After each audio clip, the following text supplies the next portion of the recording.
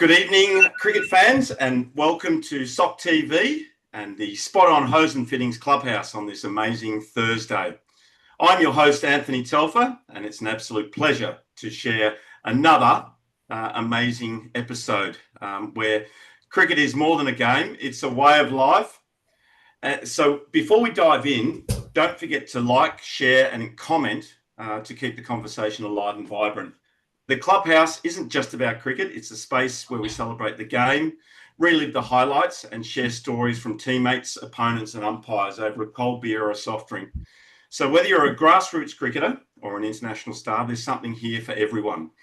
And this podcast is proudly brought to you by Spot On Hose and Fittings, specialists in hydraulic hose and fittings for the mining, manufacturing, agricultural, industrial, and construction industries. So make sure you tell Jeff and Ben Charlesworth that Telf and Walshy sent you. And as always, I'm joined tonight by great mate and Aussie broadcast legend, Peter Walsh. Walshy, last week, Greg Demore in the Clubhouse was absolutely amazing. We had the Harrow Tour with 20-odd tourists, and we played some cricket.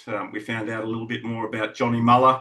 It's been an amazing week. But I also want to give a shout out before we get going to two men's health organisations that we've aligned ourselves with, because next week, Men's Health Week hits Australia.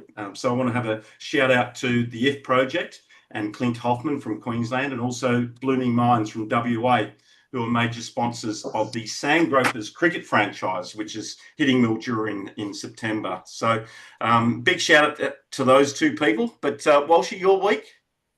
Week's been good.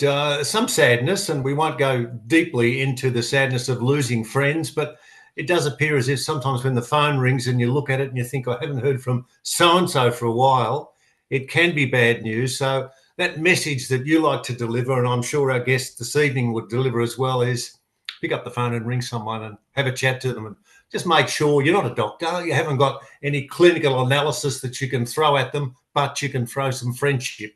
And I think that's always good. And coming up with some of the names that we're chasing for down the track when we head towards the big M, and that's Mildura, this is one of the real fun parts of my week, and that is, let's see whether we can trace someone, find them. Are they hiding under a rock, or are they living somewhere where they don't want to be discovered?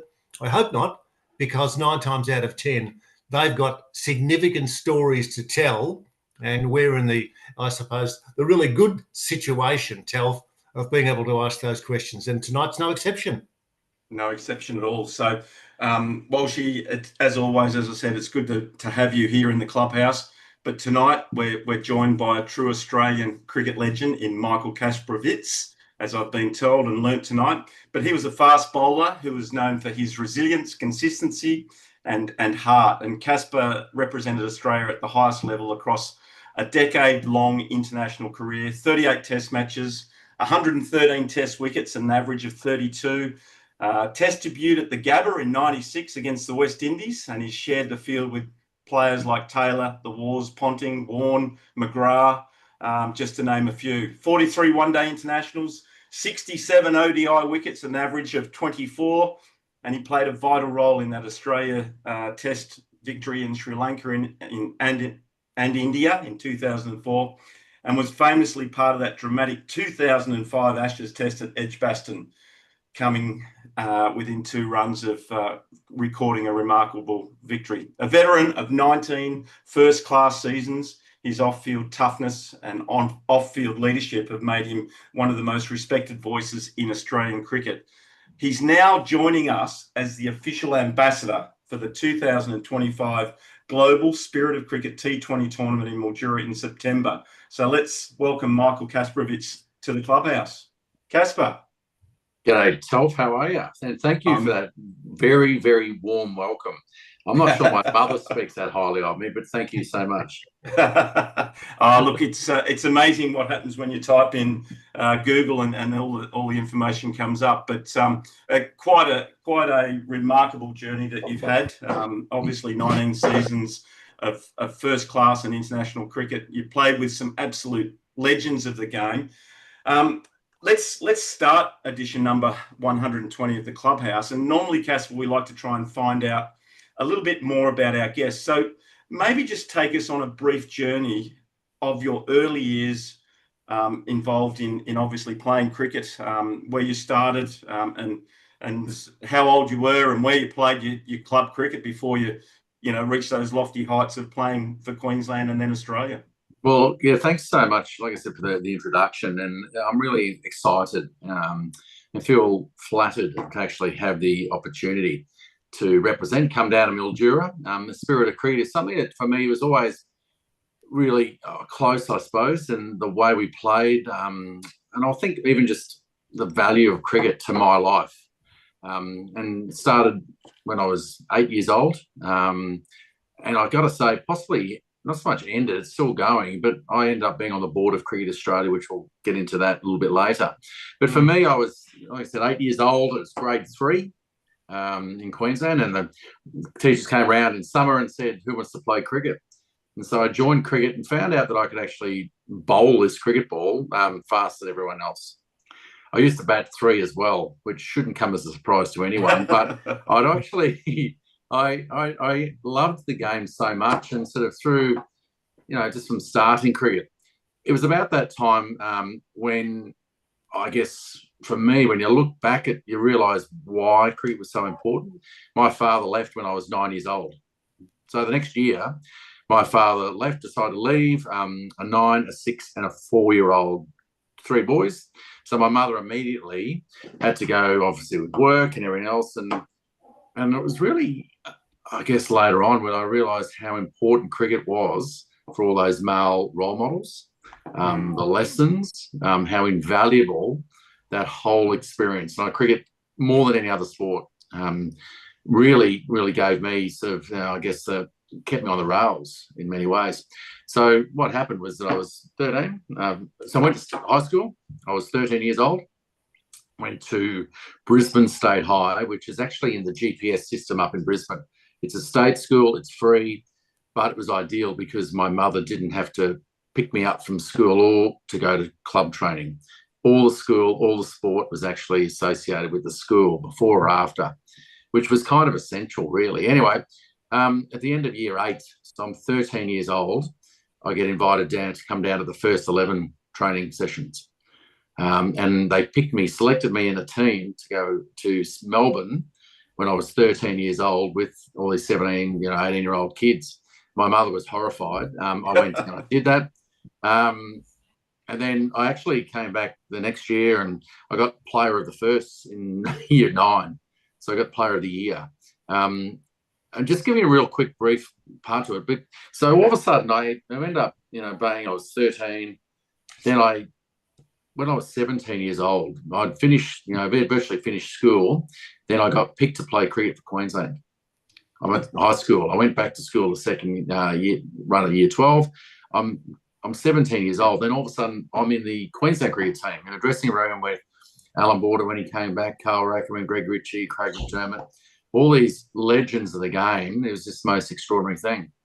So that's how it all started. And look, in hindsight, I'm certainly not turning this into a therapy session, but but I've realised, it's only been the last few years, I've realised that I've actually lived my life kind of under the impression, other people's impression of who Michael Kasprowicz is, because I had to be, when I was 9 years old, I had to be the man of the house, and when I was 13 years old, I had to be more adult, because I'm in the first 11 at high school the whole way through. And then I'm 17, and then all of a sudden I'm in the Queensland team. I'm supposed to be that, right to the point where I guess I was the first fast bowler ever. That's that's while he's got to go to bed now. That's his alarm clock. I just threw it out the door. Is that right? It's live here, so you're going to get all of those unexpected noises and sounds. But keep going. But I love it. And that's the thing. So I've actually, I suppose I guess I've lived my life, not so much not being me. And I'm not saying with regret or anything. It's just been bloody awesome living the dream. But I've realised that I've actually grown up feeling like you had to be something the whole way through. Yeah.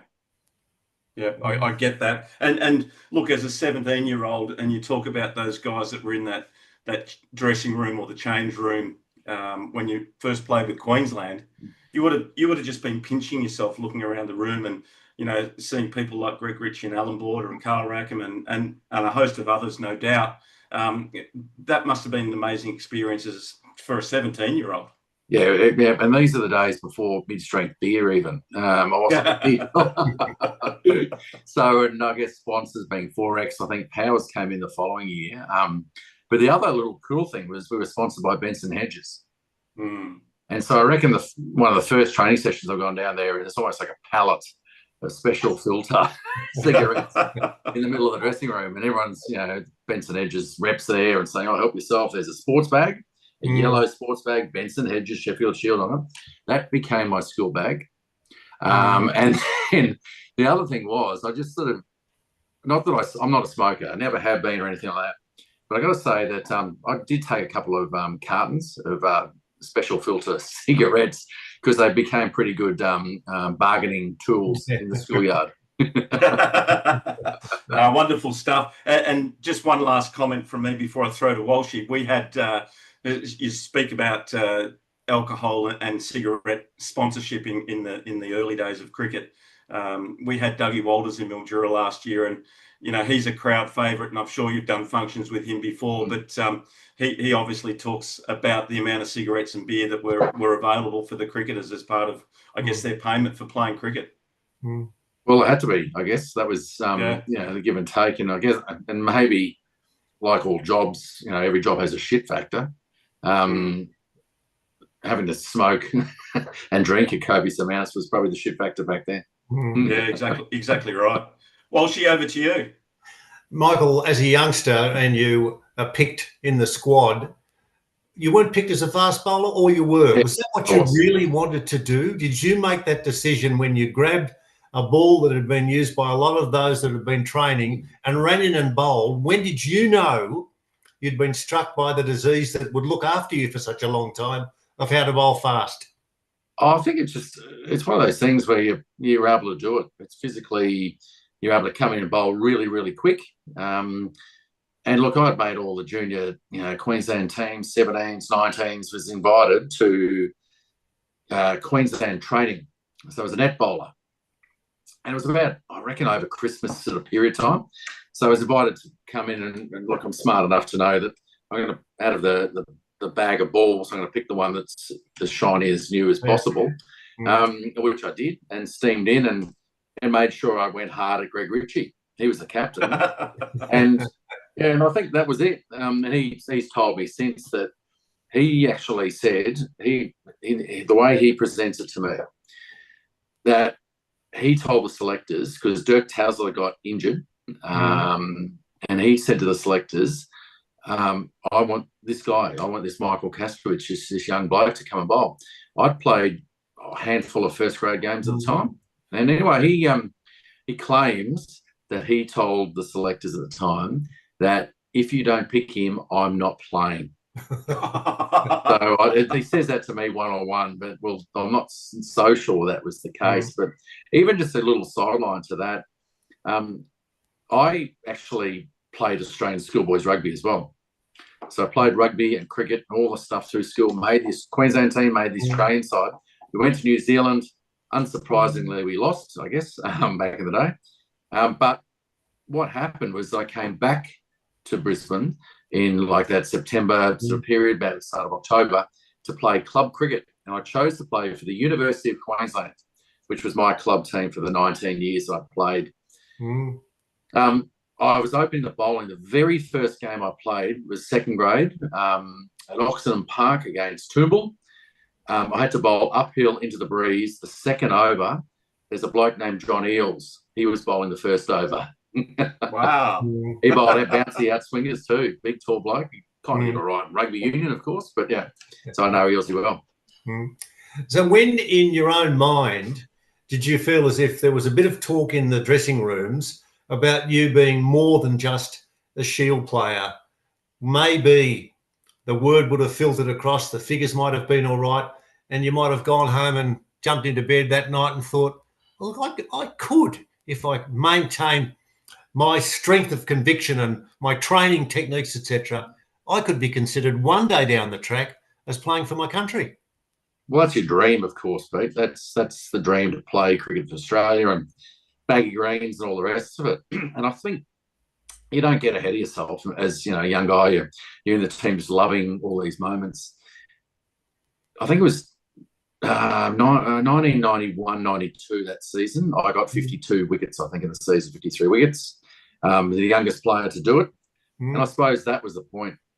That was the point when you sort of, you just sort of thought, hang on, we're actually going well here. Like, I suppose like any team, you always found, until you got your first 5-wicket haul or 100 as a player, you sort of feel like you're in. Yep. You're right into it. But the irony was that very first game I played was against Western Australia at the Gabba. I got a first ball duck. Chris Matthews swung one back in, and I didn't get a wicket. So hardly the fairy tale. But it was one of those matches. I remember Ian Healy was back from out of the Australian side at training one day. And what was great about it was that he was my Brisbane South under-15 coach. Oh, wow. Really? So he was the under-15 coach for Queensland, for South Brisbane, or Brisbane South, at one of the tournaments back then at school. Anyway, all of a sudden, he's playing for Australia after a handful of games for Queensland and all that sort of stuff. And he's come back.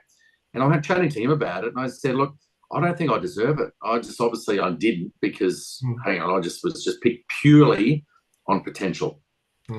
Anyway, I said to him, but his response was great. He said, Kasper, all Shield cricket is, it's the best 11, 12 club cricketers from Queensland against the best 11, 12 players from Western Australia.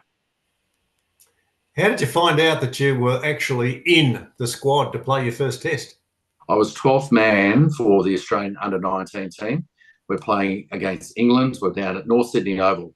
So I'm not even in the 11. So I'm sitting there watching the game from the sidelines and making sure everything's sorted and all the rest. Anyway, I had the groundsman walk around. He walks around and said, is Michael Kasprowicz has a phone call for you? and I've just sort of gone, really? I said, who could that be? And he goes, I think it's your father. Now, like I said, my father had left when I was 9 years old. I hadn't had much to do with him. I spoke to him maybe once a quarter, how are you, and keeping it nice and light. Anyway, I've gone over to the phone, and it was the old phone with a big, not a mobile or anything like that. We've got a big, long, stretchy cord and way over the grandstand, wherever it was. And I said, hello. And he said, g'day, Michael, it's Robert Craddock here.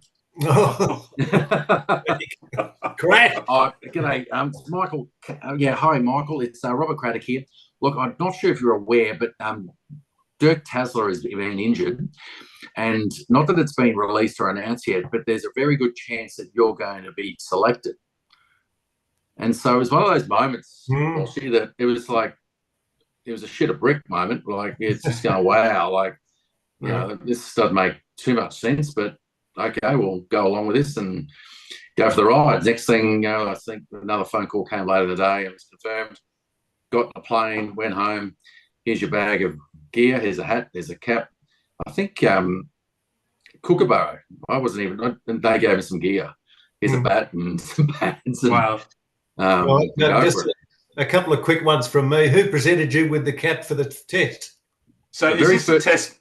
Is this the test match or your Shield game you're talking about? I'm talking about Shield cricket. Sorry, I thought you jumped onto test. No, back when I was 17. So, no, Shield test cricket, I'm not well, even just coming back to the Shield cricket, even when I was playing in the team, you had to, that first year, the first couple of years, I reckon, it was always like a Monday morning, you'd club to club cricket, but the Monday morning, they'd announce the Sheffield Shield team for the following week. They wouldn't ring you. They wouldn't call you. You found out by reading it in the Courier Mail. Wow. So you'd go down to the Servo or wherever, the petrol, to the newsagent to buy the Courier Mail to see if you made the team. That's how far it's all come. With regards to Australia, I can't remember. It would have been a phone call somewhere. I don't know where. I'd played for Australia the year before in a couple of one-dayers against Yep.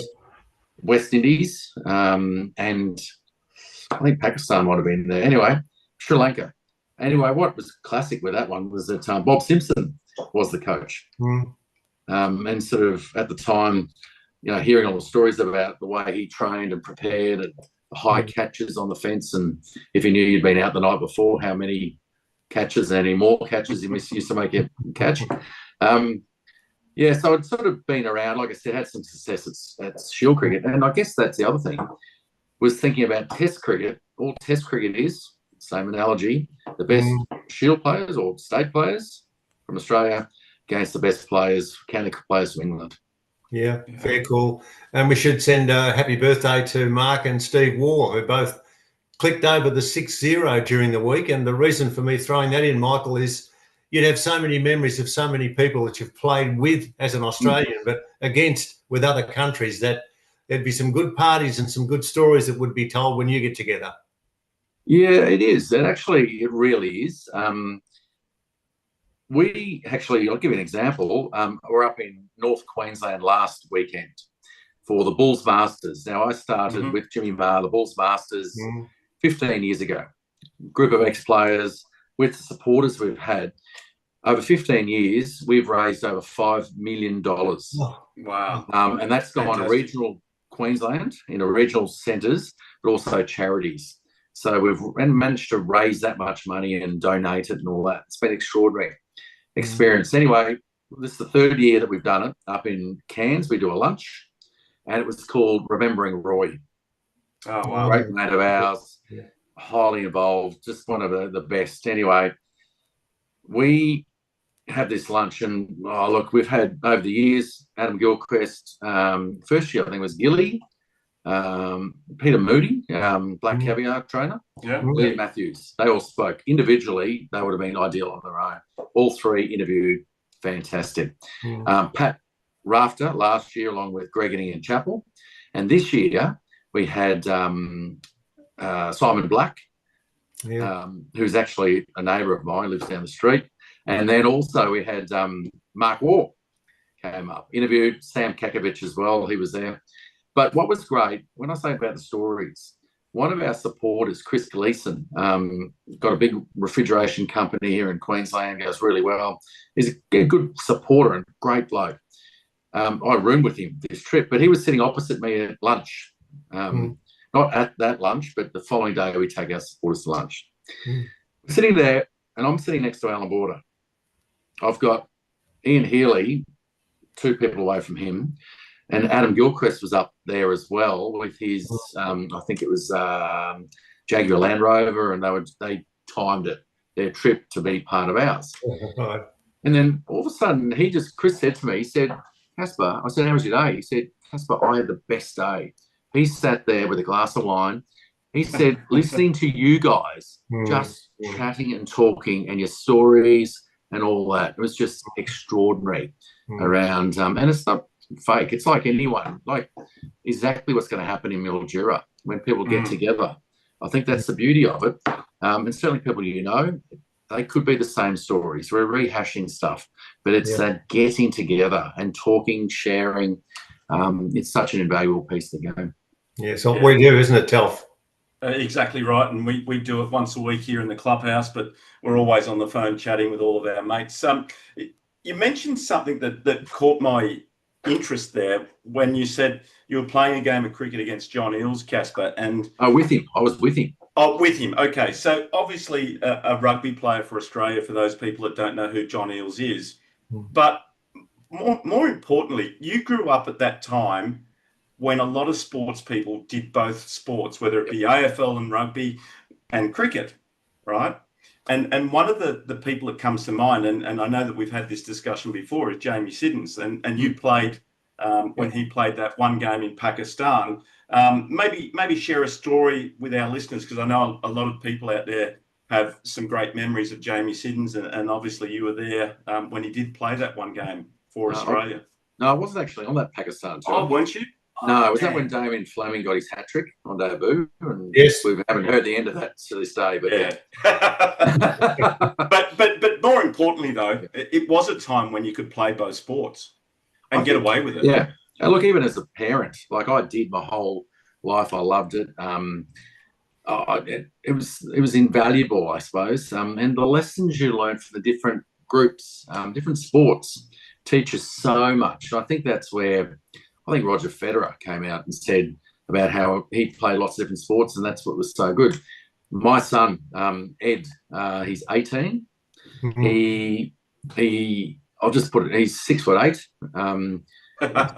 He's not a quick bowler, is he? Is he? Yeah, he's fast bowler. He actually makes every state team. He comes in, bowls shit quick, and anyway, does all that, and I love it. Just really quickly, he used to get, it was great because he'd get parents coming and saying, "Oh, it must be great, having your dad as a coach.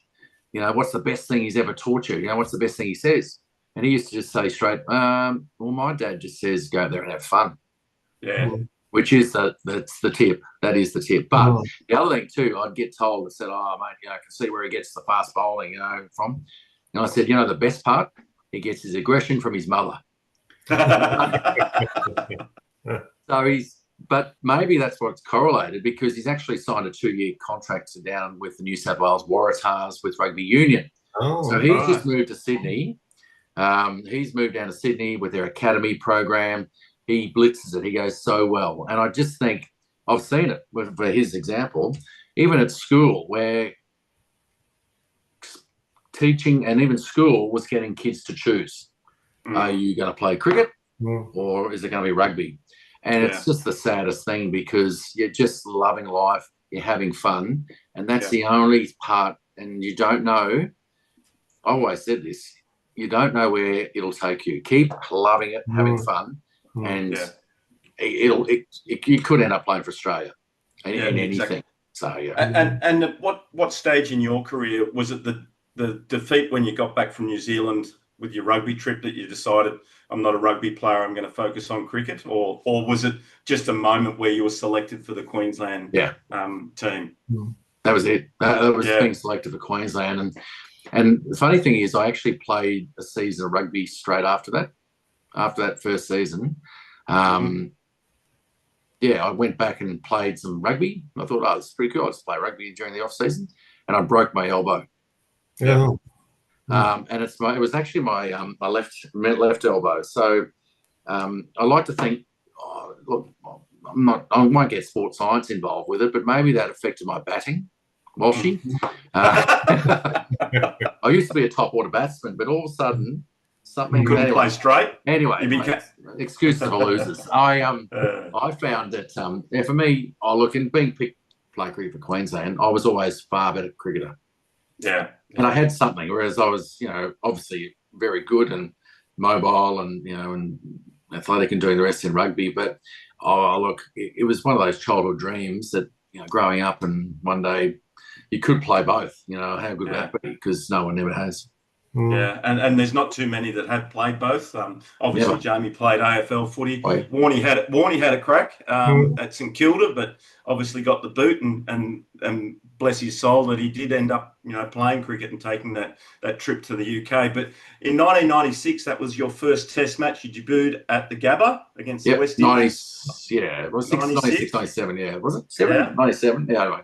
I can't remember last week, let alone this. That's okay. It was against the West Indies, and obviously players in that team, Taylor Wars. I think Warnie might have even played. That must have been an amazing experience. McGrath, there you go. And the list goes on. You walked into a star-studded lineup, and once again, you pinch yourself in the dressing room for your first Shield game. That first Test must have been amazing for you. Yeah, it was. It really was. And I think being at the Gabba. At home, yeah. Yeah, well, it's familiar. And so one of the things with that was that,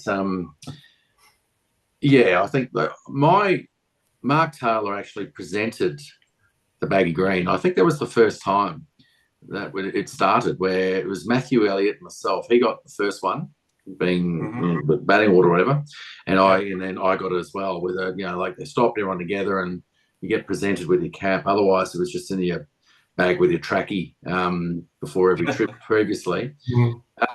The funny thing there's a couple of parts of that. My memories from that Test match were walking out to bat, right? Walking out to bat. Ian Bishop was bowling.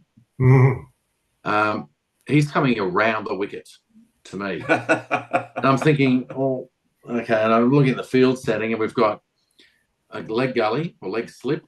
There's a short, there's a guy, short leg. There's fine leg on the leg side. They're the only people on the leg side.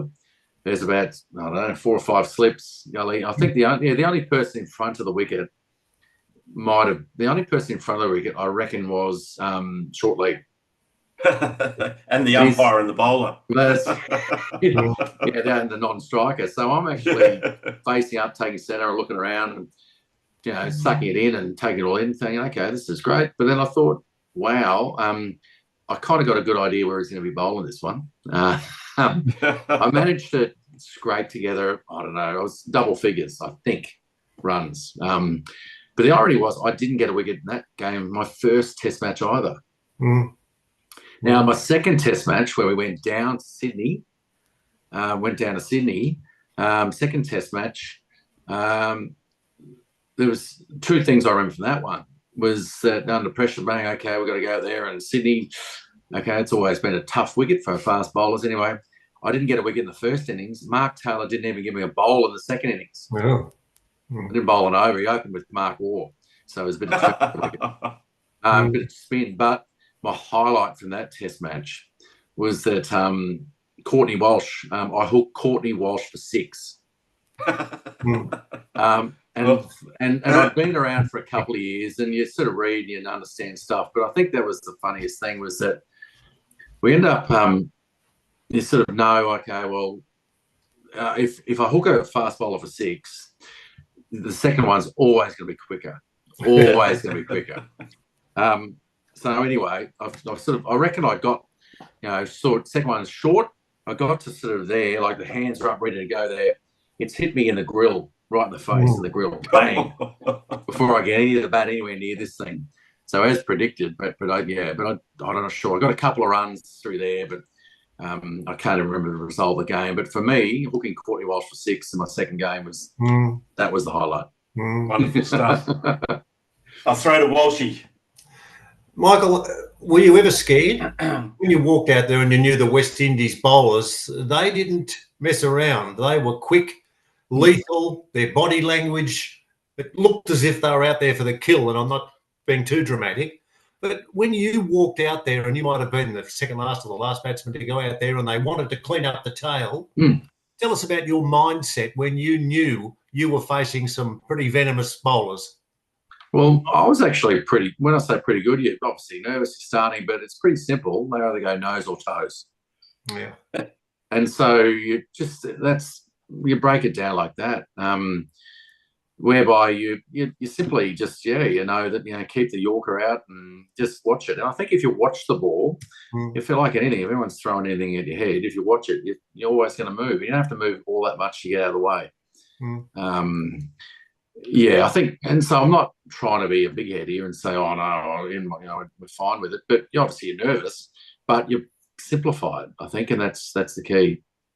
What were you like in the rooms? Let's say Aussies were 5 and not too many, but you had the pads on it, etc. Did you like your own space, or did you have people that you'd like to talk to, or what was your feeling? What were you giving off there when you were waiting for a couple of wickets to fall before it was your turn? I think my personality type, it was sort of like chatting, talking, because when you go internal and start thinking too much, it's no good to anyone, certainly not yourself. And I think one of the interesting things was that John Buchanan introduced sports psychologist Phil Jauncey to the Queensland team, 94-5, when we won for the Sheffield Shield the very first time, 30 years ago this year, actually. And what was great about that was that you understood yourself. Really simple. It's a bit like that disc profiling, I think, whether you're the dominant. It's really simple. And it had to be simple for sports people for a start. But 1 or 4 words, you pick one word, bang, you get your profile, you understand. Essentially, whether you're an external or an internal person, whether you are you prefer being structured or unstructured. It's kind of it. Mm. And you work out where you are, how you perform, and all the rest of it. One of the great examples was Andrew Simons, I mentioned before. He was unstructured, external person. And as soon as he started thinking, he was useless. He, in the team, all that, he was no good. So we had to actually get him. He's just sitting there and watching the game. He's next to bat. We'd have to be sitting there, and it was our job because you knew his style, talking about Toyotas, fishing, cattle. Yep. And that's where just get him thinking of anything other than what's going on in the middle. But I'd give you an example where it worked really well, and I like to call it. It actually became a bit of a tool for camouflage sledging. Put it this way, because you got to know not only our own teammates, but then over time you got to understand oppositions.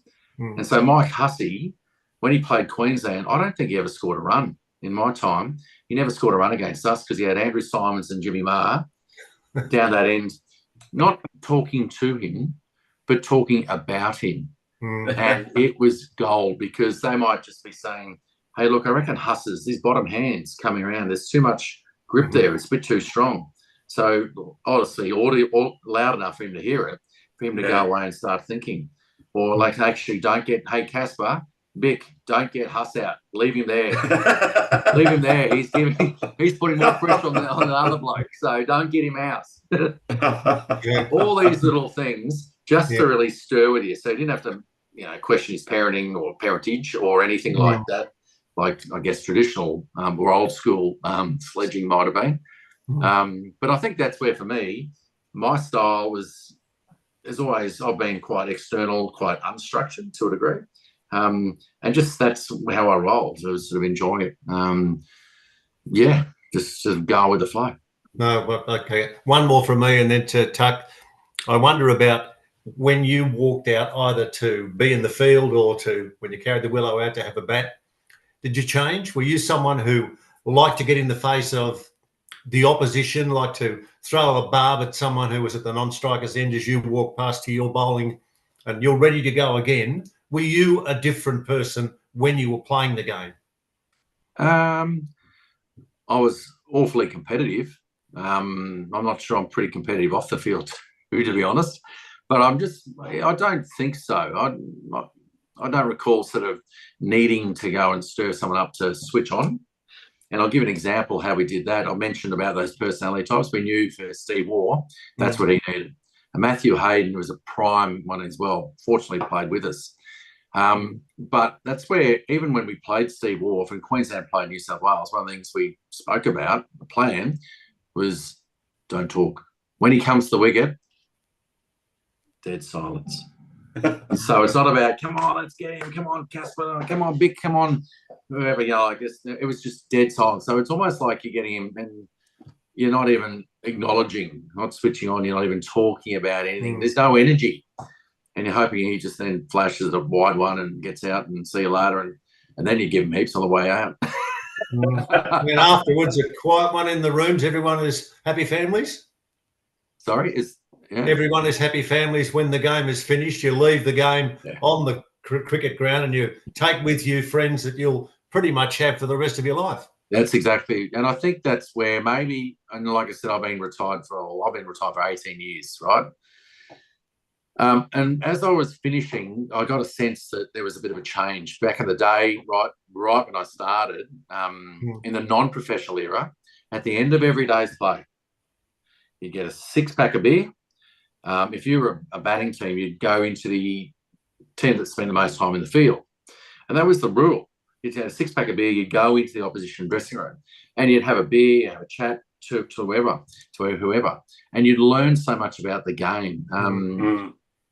These days, they don't actually, and it got to the stage where professionalism, all of a sudden there's the ice bath, or there's the debrief, or there's all these other things, which, and I dare say these days, and I think even now, they don't even do it until the end of the season, which is just a crying shame. But I'll give an example. I reckon that first season I played, we played Western Australia at home, the first game, and then we played Western Australia in a Shield game over in Perth. Anyway, Jeff Marsh was playing as well. So current Australian opener in this game. I thought, well, here's the opportunity. I've taken the beers over and I think they were in the field today, but I thought, there's Jeff Marsh. I'm going to go and chat to him. So I sat down with a beer with Swampy, who became my coach for Australia, having a beer. And I think the first thing he sort of said, he scored 100 the first innings. And he said, hey, young fella, how you going? Can I call you Casper? I said, yeah, mate, that's great, thank you. He said, Casper, tell me, your outies are great, outswinger's great. He said, why didn't you buy me an in-swinger? Because he kept cutting everything. And I said, oh, okay, well, don't know. I was just doing what I was doing, mate. Second innings, first ball, I bowled him an in-swinger, got him out LBW. Thanks for the tip, Swampy. Thanks, Swampy. But even the extension of that from the old days, I was talking to Dickie Taslar, and he said to me a couple of years ago, he said, oh, because he's my roommate, back in the day when you didn't get your own suite like players do these days. It's double rooms, 2 single beds, and you had to room with someone, obviously. Anyway, he said to me, he was my roommate all the time, being the older player, being looked after the young bloke. He said to me, oh, Casper, back in the day when we were rooming together, I said, Dickie, help me out here, but the way I remember, I'm sort of 17, 18 years old, I said, at the end of a day's play, you go in the opposition dressing room, you have a few beers, then you go back to this team hotel, and we decide, have a shower, you go to meet in the bar before we go to dinner. You got to decide whether we're going to Chinese or Italian because there's nothing else back then. You have a few more beers, then you go to dinner, then you probably have a few beers at dinner. Now, there was one rule. I said, Dickie, I remember there's one rule. Before 12 was your time, after 12 was cricket time. It's 10:30. All right, let's go for a couple of beers. And I said to Dickie, I reckon every away trip was, and this is the days before mid-strength beer, I said every away trip was like close near, I reckon, a day. I'm saying you're close near a carton almost of beer. And Dickie looks at me, he laughed, he said, yeah, every away trip was like a bucks party. So, so the game has changed.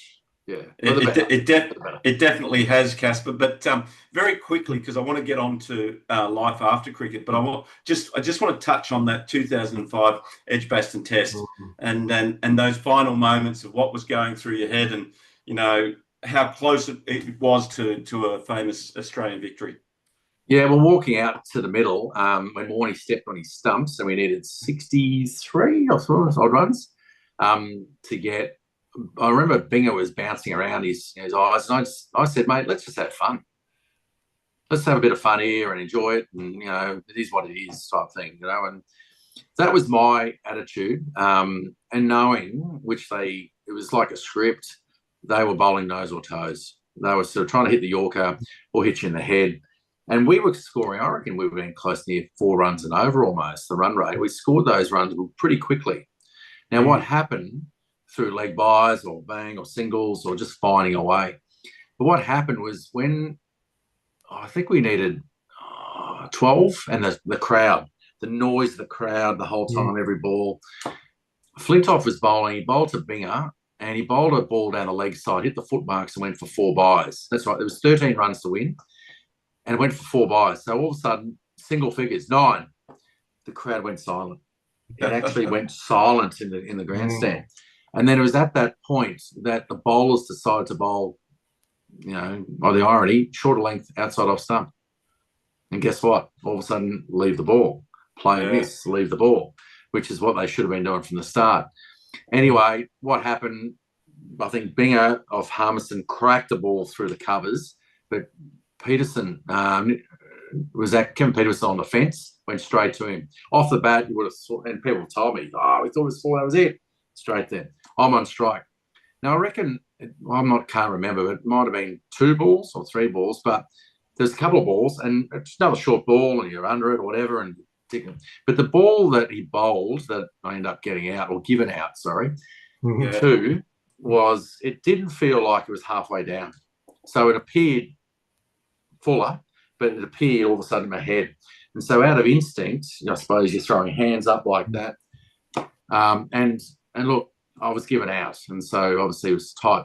The classic thing is, and the line I use here, is that it was a 1 test series that calendar year where DRS, or decision referral system, was not used. They decided, no, we won't use it this year because it was just coming in.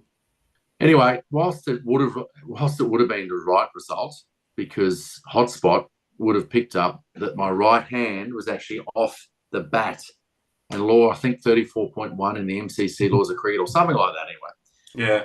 Yes, that's if the hand's not on the bat and it's hit that hand, which is off the bat, that's not out.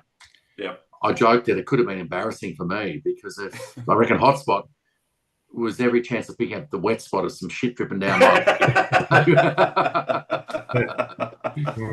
yeah. Great.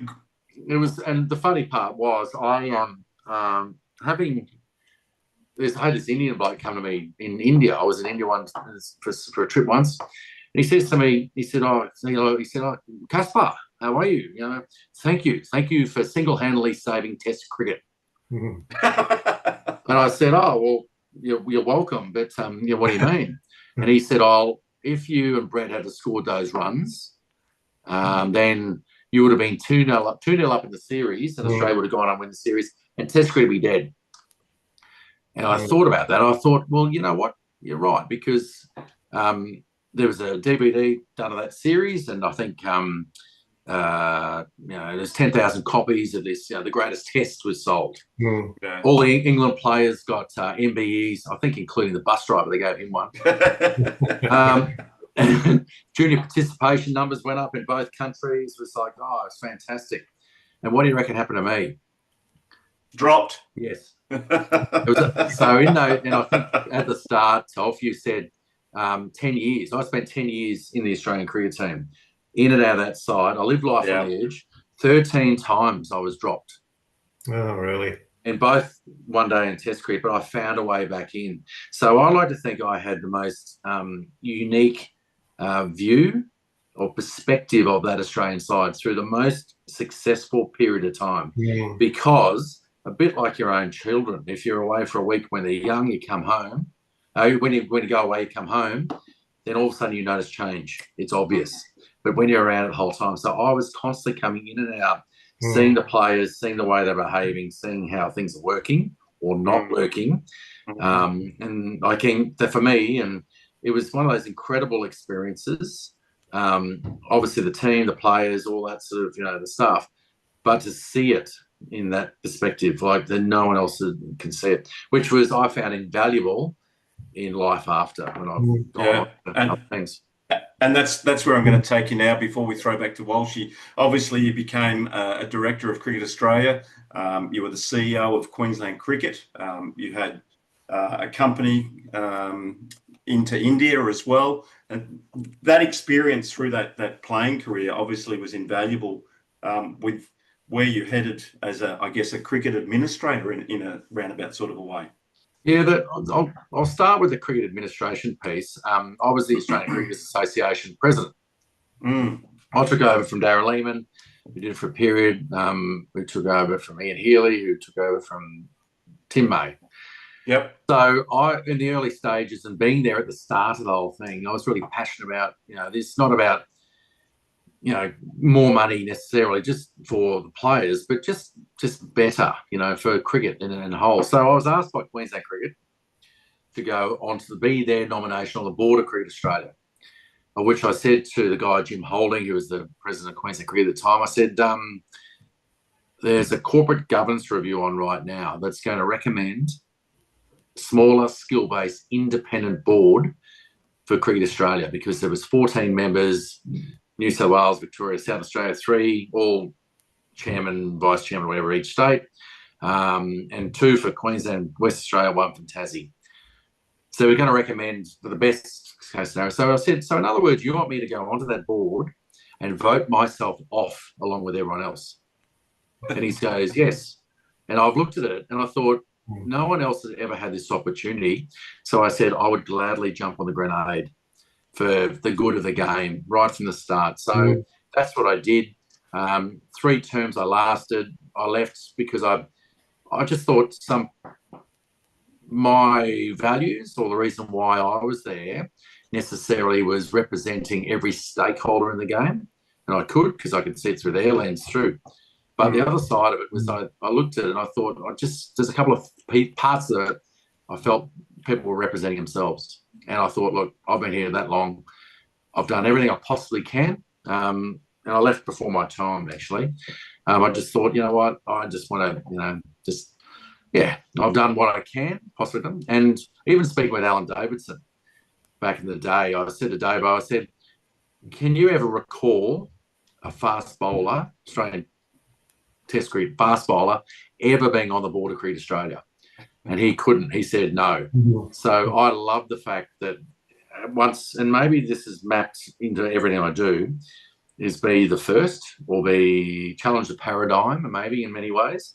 But I was the first fast bowler to be on the board, and then I like to say that I was actually representing a minority group because there's only 3 fast bowlers in a team. You've always got 6 batsmen who are putting shit on you.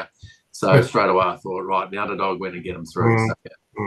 But I think for me, with life after, look, even today, these days, if someone sees you, they say, oh, Kasper, how are you? It's quite a flattering, really, what the people say, are you still playing cricket? And at 53, I'd love to say, look, I'm lovely. I think I'm very honoured for you actually asking that ridiculous question. It hurts too much, but no, I'm not. What I did when I finished playing cricket, I went and studied. I didn't have an undergraduate at all, but I went and did a Master of Business, MBA at the University of Queensland. I paid full freight for this thing too.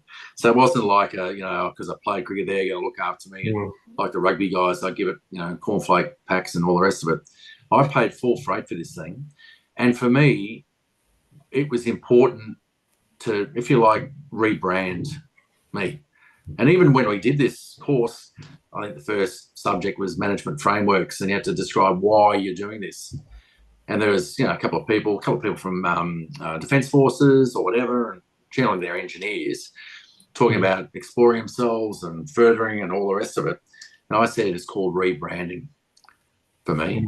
It was about getting the ticket to play business in that space, because and just utilising, as you said, Telf, the lessons from the great leaders of Steve Waugh, Alan Border, or Adam Gilchrist, Ricky Ponting, or mates of, all that experience. How can I translate? How does that correlate into business? And so that's what, for me, I've really worked hard at sort of trying to do that, knowing that not many have. I think I was the first Test player to do an MBA as well. The first fast bowler as well.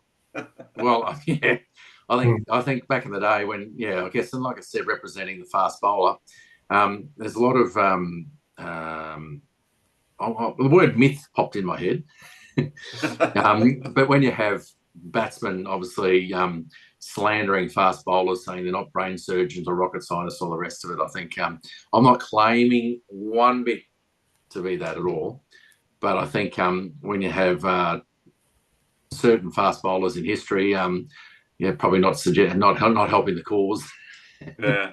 Hey, Kasper, we've nearly been going an hour. I'm going to throw to Walshy, and we've got so much more we could have spoken about tonight, but I'm going to throw to Walshy. He's going to ask you 1 or 2 last questions, and then we might wrap it up and let you go and obviously have some dinner. We'll have plenty more in Mildura as well. So. Exactly right. So there'll be a lot more time for chatting, obviously, all things Kasper. Right.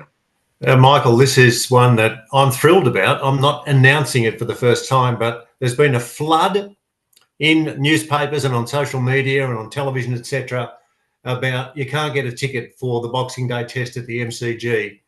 And I just think that should be music to our ears. We're being inundated with cricket. Every orifice in one's body there's cricket coming out of.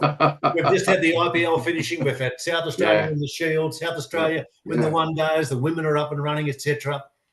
But how reassuring, and what a way for us after I watched the replay of what happened in that stirring Test match that you're involved in with such a victory or a draw for England.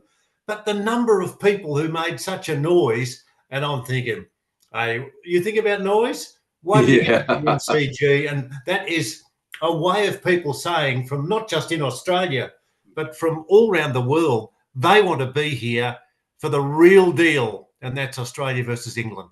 Absolutely, Walsh. And I think that's the best part. People will say that it's kind of confusing with the 3 different forms and what's going on, but Test cricket is the best. It's always been the best. I think from a player's point of view, we've always seen that. I think not only just the quality, it's the best test of skill over a long period of time. 20 years this year since obviously Edgbaston in 2005. And so maybe, I'm not sure, no one's contacted me yet, whether there's a bit of hoo-ha or we can get in some sort of speaking and go and tell that story 1,000 times. But the thing is that even the Gabba, the first 3 days are sold out. Yeah, it's crazy. That's the second test. So it's just wonderful that we've actually, that we're recognising the importance not only of the history, but also too just of the event. The fact that, an Ashes Test match, it's so good, and so we're looking forward to it. Yeah, so am I. Well spoken. Looking forward to catching up to you too. And a lot of POMs will be coming out because a lot of my friends were sitting on the computer at 4 a.m. in the morning trying to get tickets. So no wonder it's sold out. I think Adelaide, the first 2 days are sold out. So it's going to be massive right around Australia. Kasper, it's been an absolute pleasure having you here tonight, and really looking forward to having you on board as our official ambassador for the Spirit of Cricket Global T20 tournament in Mildura in September. A couple of speaking engagements, so people will get to see you in the raw flesh, I guess, uncut. I'm going to be clothed, by the way, so when you talk, you're going to have, at least it's not that cold in Mildura about in September, is it? No. I think it's 20 odd degrees roughly. Good for cricket, uncut. But it's going to be uncut, not yes. In the raw, maybe uncut. Okay. But it's going to be absolutely amazing having you there, and I know that there's 130 odd cricketers that are looking forward to catching up with you and sharing a quiet beer with you in Mildura. Before we actually close tonight, we have to have a promo word from Walshy about our sponsors. So sit back, relax, and enjoy the dulcet tones of Peter Walsh before we sign off. Thank you, Tal. From manufacturing to delivery, wherever you are in Australia, there's only one name that you really need to know. Spot On Hose and Fittings. Based in Wollongong, now with new offices in Newcastle, Spot On is your go-to team for hydraulic hoses, fittings, adapters, valves and connectors, with delivery available Australia-wide. Here's the best part. You've got on-site testing facilities, so you know you're getting the highest quality every time. Repeat, highest quality every time. For the mining, manufacturing, agriculture, industrial or construction industries, Spot On is the team to see. Tell Jeff and Ben Charlesworth that Telf and I sent you. Get it spot on every time. And what have you got for us to wrap it up? Because we had a little teaser last week, Mr. T. Yes, we did. And we had a quiz last week, and Craig Diamond was the winner of that quiz. So he's getting a hoodie that's going out to him during the week from the Harrow Tour. And this week, what we'd like you to do is we'd like you to name the two organisations that are connected with the Spirit of Cricket, and they work in the area of men's wellbeing, as I've been pointed out by Kasper during the week. And we're really pleased to be aligned with those organisations. And maybe you could tell us quickly, Kasper, before we go, the Star Troopers. Is it the Star Troopers at the Gabba? The Gabba Troopers. That's what it is. Yeah, it is the Gabba Troopers. Yeah. Tell us quickly about what that is, because well, this will be the third year. The third year that I've actually done it. So every year at the Gabba, I think it's about 8 years now. Tony Holsnagel's organised the Gabba Troopers. About 500 people dressed as stormtroopers from Star Wars. So you've got the mask. You've actually got a T-shirt, long sleever that's got all the shapes on it. There's always a Darth Vader. There might even be. I don't know. There's a couple other characters that turn up.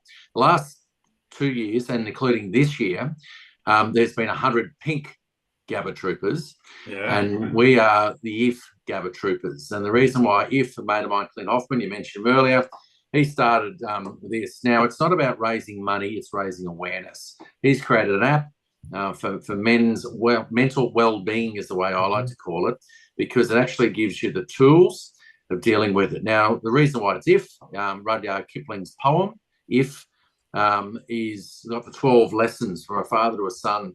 And there's a reason behind the choosing of that, and also the colour pink. of which we'll share, of course, in Mildura. But it's awesome. Massive fan. I've supported Clint the whole time. It's just wonderful to be involved. And as I said, got the attention, getting it out there, getting people aware that there's some tools out there. And as I said, not going out there and with a tin raising money, but just raising awareness about it, which I know the spirit of cricket, and something so important for all of us, not only as we get older, but just, looking after not ourselves, but our mates. Yeah, exactly right. And we'll do it again in Mildura as well. And we're actually got our player draft coming up for our franchise owners, 29th of June. And that draft night sponsored by the IF Project. So make sure you look that up, check out the App Store, and you can download it free. And it's a group of tools that you can work with and obviously help you through, tricky times. So Kasper, fantastic having you here tonight. Nice. As always, Walshy, it's an absolute pleasure having you on board and asking all the hard questions to our special guests. So thank you to you both, and we'll catch you all real soon. Looking forward to it. Thanks so much. Wonderful to chat with you, Michael. I'll see you in Mildura. Thanks, Walshy. Good on you. Thank you, guys. Thanks, guys. Hey, brilliant. Thank you. My pleasure. Thanks, Michael. Good to chat, and looking forward to catching up. Thanks, Walshy. Are the Nelson twins playing? Are they coming down as well? Chris, I don't know. We'll wait and see. Right. We'll wait and see. We're still live at the moment because I can't find the stop button, so that's okay. Anyway, I'm going to hit the X button. That'll cut it, and we'll talk to you real soon. Thanks, guys. Thanks, guys. Thanks, fellas. Talk soon.